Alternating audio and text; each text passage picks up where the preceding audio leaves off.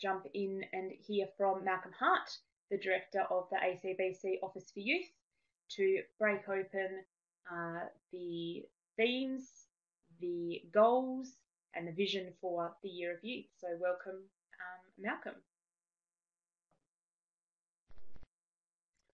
G'day, Rach, and welcome everybody. Thanks for signing on today. It's a pretty exciting day for us. We led a webinar earlier today, which went very well, and it's a pretty exciting initiative for us to be able to reach out across Australia in a much broader way through this webinar. So it's great to be here.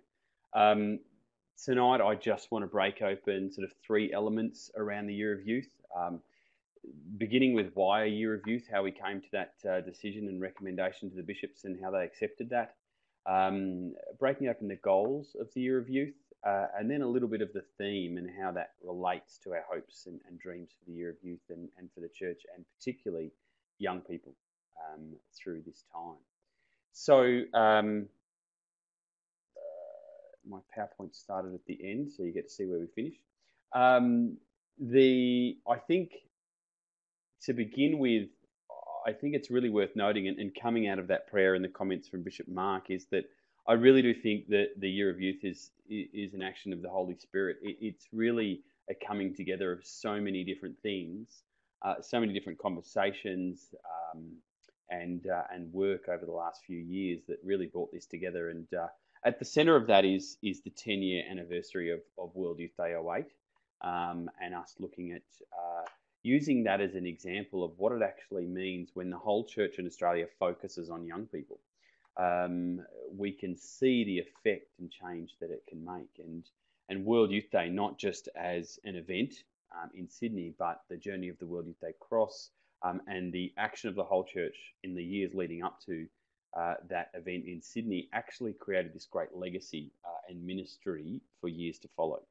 So that's what we're still working with and building upon. But 10 years gives us an opportunity to really reflect on where we are, what our needs are, and what our local landscape is now for moving forward. So the celebration of the 10-year anniversary is really the catalyst for this renewal, but it's only one part of this whole journey of the Year of Youth. And I think what it does is, first and foremost, we need to look at how we as a church reaffirm our commitment to young people in their current context.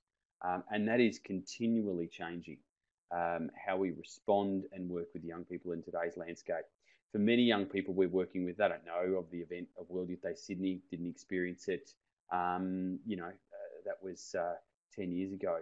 And we need to look at making sure that we are relevant to how young people are working and living their lives in today's world. It also calls for a re-engagement in ministry with young people across the whole church. Again, the whole church taking up this call to action around young people. And Anointed and Sent, the Australian Bishop's vision for ministry to young people, is the lens which we want to look at this ministry with. One of the great things about Anointed and Sent is that it is a universal vision for the church and how we engage and invite young people into the church. But it's the practicalities that need to change and be updated and be flexible. And that's where we need to look during the Year of Youth, is how we live out that vision in new ways.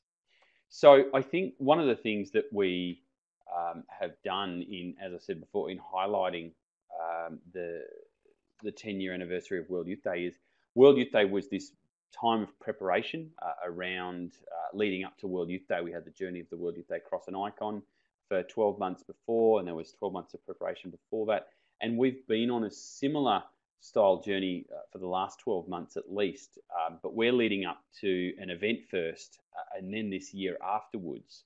And there's always been debate of what had the greatest impact, the week in Sydney or the journey of the World Youth Day Cross and Icon and all those local celebrations. So we're leading up to the Youth Festival, but we have this whole year focused on young people following up from that.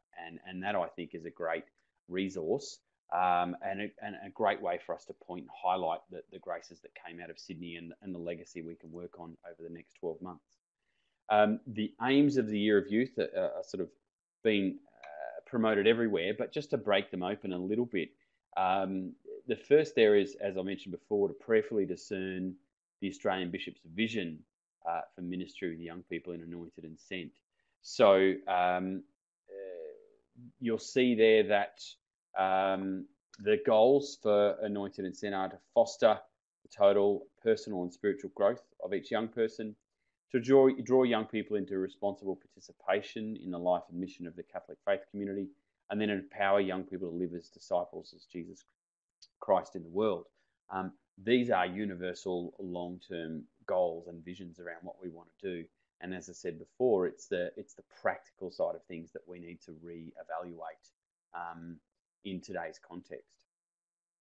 So the second goal there, which I think is really critical and a really core of this Year of Youth, is this authentic and personal engagement by church leaders and yourselves as youth ministers in the challenges and successes in young people's lives. And I want to make two real clear points here. I think the first and foremost is if we only listen to young people who are involved in the church, we'll only develop plans that respond and address their needs. We won't actually develop plans and a response and engagement strategies which reach out beyond those. And that's a really important aspect of the Year of Youth, is to go beyond the norms of what we normally do. Pope Francis has made it really clear multiple times that the General Synod next year about young people, faith and vocations isn't just about young people in the church, but it is for all young people, and that we need to make efforts to go beyond the norms and those gathered to actually reach out and listen and learn. And we did a great survey earlier this year, about 15,000 respondents. Yes, a lot of those were involved in church, but it did give us a lot of information which will be released early next year, but many dioceses have their local data already. The second point I want to make is that I don't think many church leaders, whether they're parish councillors, school principals, bishops, priests, etc., turn up to work one day and go, well, look, today we're going to go over here and we're going to talk to these young people and we're going to reach out over in that direction. Many of them are led by our planning and our encouragement. So it's up to us to look at ways that we can develop opportunities for our leaders to connect authentically with young people. And it's up to us to look at how we prepare initiatives around that. So if we're not working ourselves to reach out beyond the normal group, there's no way our church leaders will be. So it's up to us to facilitate these new and different activities where we can reach out to those in the peripherals. And that's something that is really, I think, on our shoulders to make sure that happens, because they're relying on us to facilitate and make these plans. The third point there is acknowledging the Holy Spirit at work in the lives of young people. And in that, helping young people act upon the Holy Spirit in the life of the church. So I think first and foremost, if we are, and we do accept that the Holy Spirit is everywhere and in everyone, we need to accept that it's the Holy Spirit working and communicating through young people. So we must value the listening and what young people are saying to us, and we must form a response on that. We cannot afford to ignore it. And second to that is we must, in relation to the General Synod on Young People, Faith and Vocations, the term that is coming up time and time again is accompaniment.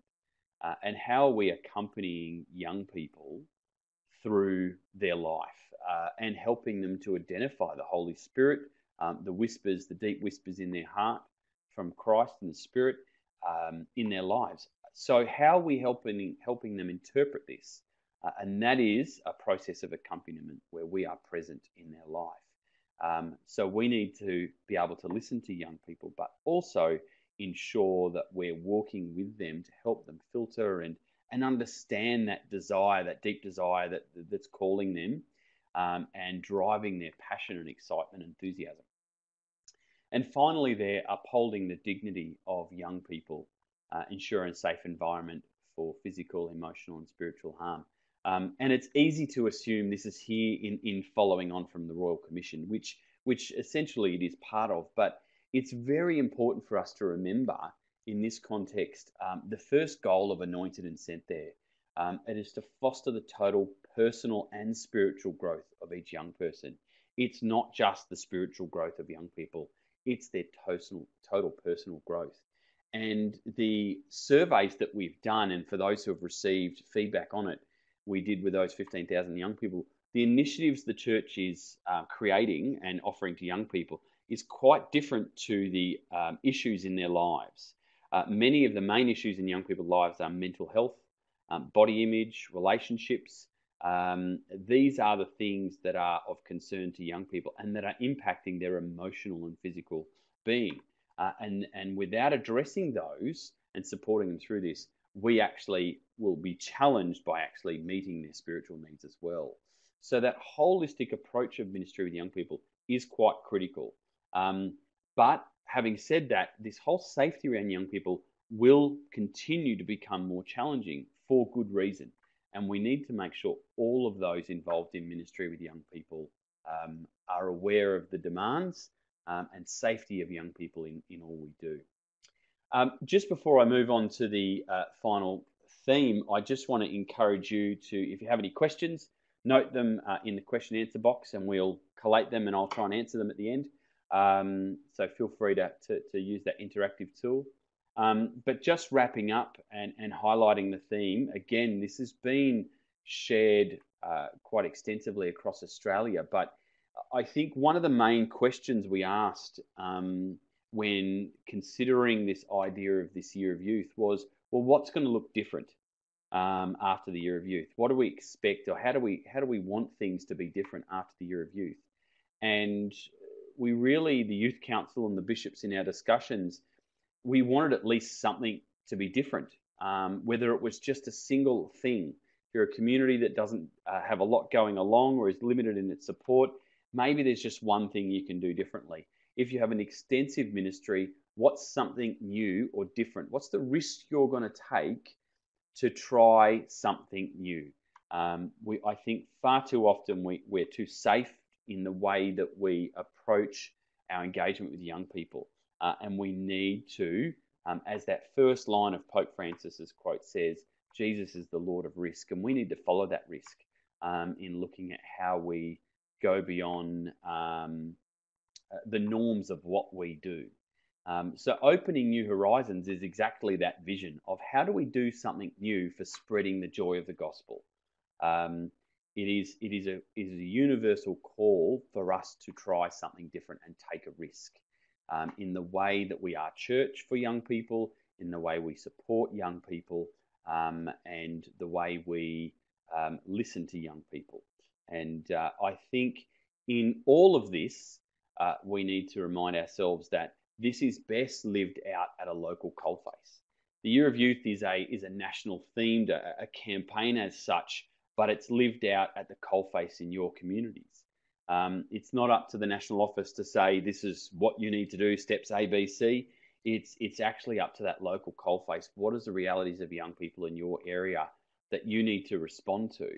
And that's where we want to listen. And our group work today and these ongoing webinars is about us listening to youth ministers, those engaged to young people and young people themselves about how do we make these changes. This is got to be a groundswell coming up, not the other way. And this whole theme of accompanying young people and being present to them and looking at new ways of being church through the Year of Youth to young people will actually have a massive flow-on effect to the Australian Bishops Plenary Council, which is planned for 2020. And this feedback and process of dreaming will lead us and begin that process for the whole church to consider this leading into the Plenary Council.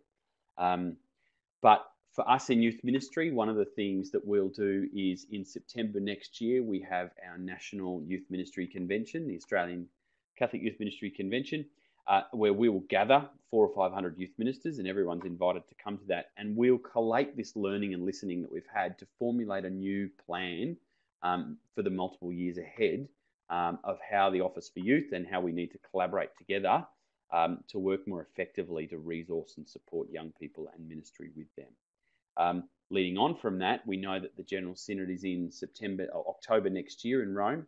And we would expect an exhortation from Pope Francis in early to mid 2019, which will be another document and focus of inspiration for us to continue the journey of supporting and listening to young people.